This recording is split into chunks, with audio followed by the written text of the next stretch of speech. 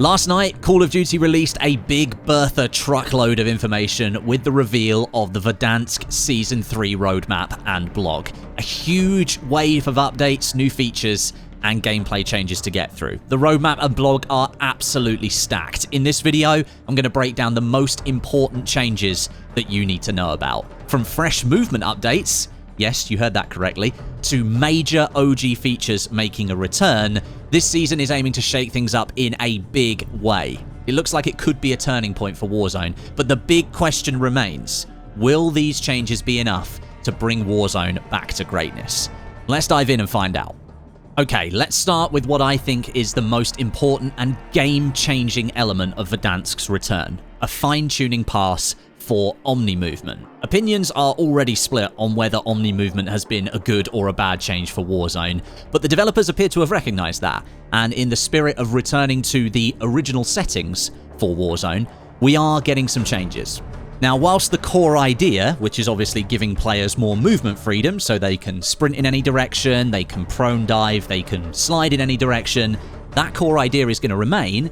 Developers have now adjusted how those movements interact with different animations, the momentum of a player, and the overall readability. So specifically, tweaks have been made to reduce the jittery or the overly rapid transitions between different types of movement that made tracking very, very difficult, especially in close quarters gunfights. So the changes aim to balance movement fluidity with visual clarity. So strafing, sliding, and bunny hopping, well, you'll still be able to do that, but things will just look a lot smoother on the screen and they won't look so jittery. And that will make it easier to read an opponent's trajectory mid-gunfight.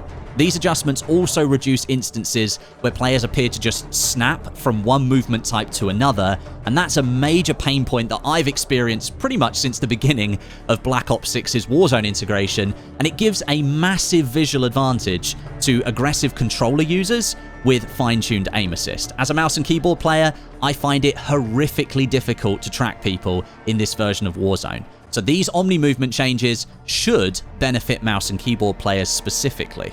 As someone who has persevered playing Warzone on mouse and keyboard literally since the first day it dropped in 2020 all the way through till now, I think I've only used the controller about 3 or 4 times, it's often felt like I've chased a ghost trying to play against controller players. They have insanely quick direction changes, there's like different weird awkward animations that kind of blend together, and then of course there's the inherent latency inconsistencies.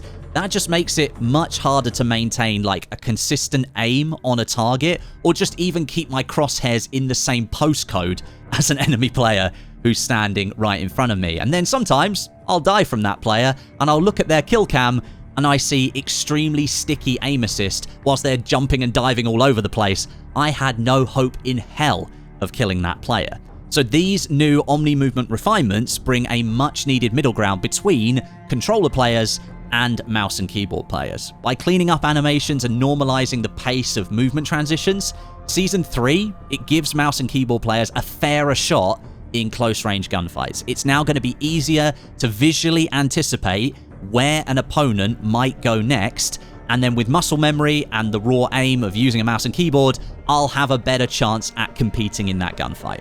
This update isn't about nerfing movement, but it's just about making movement more readable. And for players who rely on precision and reflexes without aim assist, that's mouse and keyboard players, this is a big win.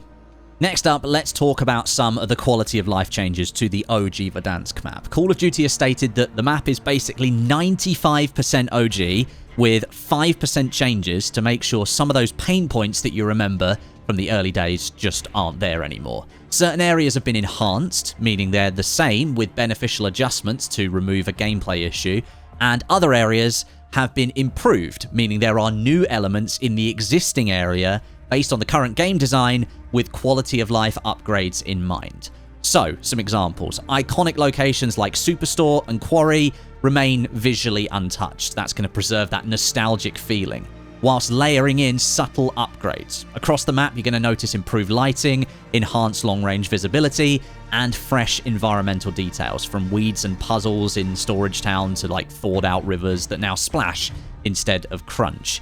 Locations like fire stations and bunkers have received visual detail passes, making everything just feel that little bit more lived in, a little bit more grounded, a little bit more realistic. But it isn't just visual flair, there are meaningful gameplay adjustments as well. Climbable outcrops have been added, more ladders have been added to buildings, there are clearer window openings to make navigation smoother, and rooftop power positions less one-sided. The entire southern coastline is now completely accessible thanks to the swimming mechanic being added to Verdansk, but it's only used along that coastline. There are no other parts of the map anywhere where you can use swimming, only on that coastline. So whether you're flanking your way through the docks, or you're scaling the cliffs near prison, or you're taking cover behind repositioned cargo on the runway over by airport, these updates are going to strike a balance between familiarity, you're still going to completely understand where you are, with improved gameplay flow, which I think is really important. Now, let's move on and talk about looting, because for all intents and purposes, it's returning to its roots in Season 3, bringing back the original supply box colors, the original sounds, and mechanics that longtime players will instantly recognize. That classic grey and orange crate look are coming back, complete with the familiar humming sound. The original one from Verdansk is coming back. That's going to signal that there is loot nearby. Even scavenger contract crates are going to have that original yellow mark design, if you ever remember those. It's going to give you that nostalgic punch pretty much straight off the bat. On top of that, floating loot has returned. We've spoken about that previously. Items will now burst from crates, and they're going to hover just slightly above the ground, as they did in the original Warzone, and that goes with that visual clarity and overall vibe. The classic Armor Satchel, you might remember that, is also making a comeback. That will allow players to carry 8 plates instead of the default 5, and that's going to replace the modern version of satchels, and any other satchel types that you currently know about from Urzikstan or Resurgence, however you play the game, they are being removed from the game. The only one you will be able to get is the classic Armor Satchel, which takes your plates from 5 to 8. And whilst I said for all intents and purposes we're going back to the original version of looting, there are a couple of modern touches that are going to remain, like those darker blue reusable supply boxes that refill throughout Warzone matches, so you're kind of getting the best of the old and the new systems. Now these changes, for me, they go beyond mechanics, they tap into that muscle memory for veteran Warzone players, from the sounds and the visuals of the loot crates, all the way to the gear spilling out on the ground in front of you.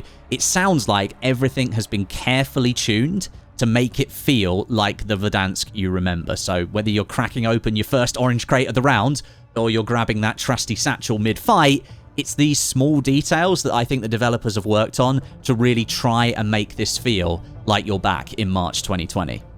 Now, next, something that perhaps isn't as important to you as it might be to me, we are going to talk about the return of the absolute GOAT of lethal options in Warzone, the Thermite grenades. That's right, these things are making their way back to loadouts and loot pools across Verdansk. So, whether you're trying to lock down a doorway and stop people coming through it, you want to flush enemies out from behind a piece of cover, or you want to try and throw this thing at a vehicle and like disable it or take it down, the Thermites, they always deliver a fiery punch, and of course you can throw them absolutely freaking miles. This thing clings to surfaces, it's going to burn really intensely for that short duration, and while it might not guarantee like a down or a kill, the damage over time, it just makes people panic. And most of the time you're then going to end up with a wounded enemy player in front of you, and you can take them down with your weapon. It's also especially effective against vehicles, as I mentioned. I think it's absolutely clutch for disabling transport vehicles or just catching a squad off guard during their rotation. And for those of you that have followed my channel for quite a while, you already know how much I love the Thermite. So hopefully we can bring back those OG Warzone vibes, throwing Thermites from bloody miles away and landing shots on players who've got no idea what's going on. I really hope we can deliver some of that again. Now, something that we spoke about last week that was a rumor at the time has now been confirmed. Vehicles are making a proper return in Verdansk. We've got a rebalanced selection aimed at creating a more grounded, tactical flow across the map. 5 classic vehicles are returning here. All of them have been carefully tuned to try and emulate the spirit of the original Warzone experience. The OG helicopter is back as that ultimate squad mobility tool. It offers fast rotations and the potential to turn the aircraft itself into a flying weapon. On the ground, the cargo truck returns as the tank of the bunch. It's essentially Big Bertha 2.0. It's slow and heavy, but it's got amazing survivability and the flatbed for cover or quick transport. You can get an entire squad on the back of that thing. The LTV, that's going to replace the SUV. Yeah, I'm as sad as you. No blue Land Rover skipping through the hills of Verdansk anymore. I might even shed a tear. But for all intents and purposes, it's going to operate exactly the same way. It's going to offer a balanced mix of speed and protection, and it's going to be agile enough to get you out of some of those tighter situations. The Polaris vehicle that was introduced with Black Ops 6, that's being kept as part of the vehicle pool with its faster acceleration, but obviously less protection overall. And then the lightweight ATV makes a return too, offering little protection, basically nothing whatsoever, but it does have some insanely fast off-road speeds and maneuverability, and I think it's an absolutely brilliant vehicle just for causing chaos in some of those later circles. All of these vehicles are going to be available in their classic Verdansk locations, or at least the classic vehicles are going to be, so if you want a Big Bertha, you go to the fire station and you try and find one. Now, the reason that I think these vehicle changes are so important is because they're more than a nostalgia trip. Yes, I know we're getting the handling that we had back in Warzone 1, the acceleration that we had in Warzone 1, but they're now becoming once again a key part of grounding Verdansk's gameplay and restoring that original pacing that we used to have. Like I mentioned, redeploy balloons, they're gone completely. They're not in the game anymore. Vehicles, once again, will become absolutely essential for rotations, flanks, and late-game repositioning, or even just using it as mobile cover. In recent maps, these balloons, I think they just made it way too easy for squads to fly across the map, instantly killing off players that are on top of roofs, that have found themselves in a really good position.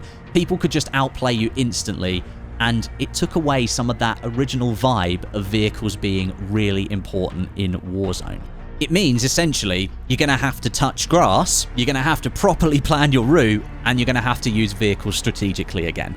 This will help slow down gameplay just enough to restore some of that tension and map control that made Verdansk feel so immersive and rewarding. So whether you're racing to the zone in your absolutely battered ATV, or if you've loaded up your entire squad into a cargo truck so that you can get into that last stand fight, vehicles are going to be back as a core part of Warzone's DNA. I couldn't be happier, honestly.